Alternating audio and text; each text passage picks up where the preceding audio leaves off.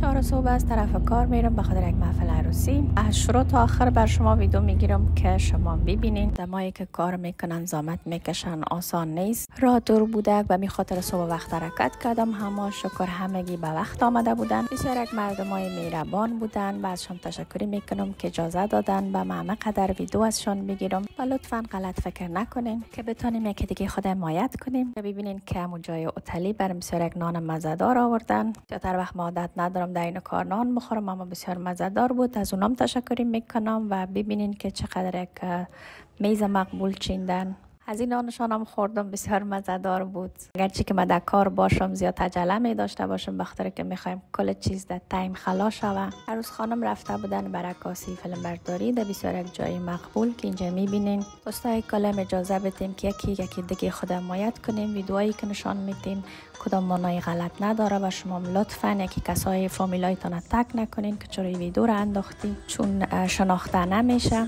خواننده‌شان بسیار خوب میخواند. من آشنایی برشان نداشتم، اما زیاد مقبول موزیک میزدن و خواندنشان هم خوب بود.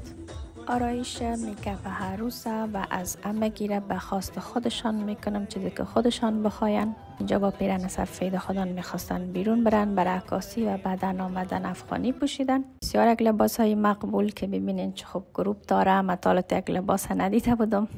خدا اردویشان بسیار مقبول شده بودن و بسیار برشان مقبول میگفت. خداوند خوشبخت بسازشان و ازشان بسیار زیاد تشکر میکنم از میمان نوازیشان. بعضی که مرا میکاپ آرتیست خودان انتخاب کردن در بین قدر کسای دیگه.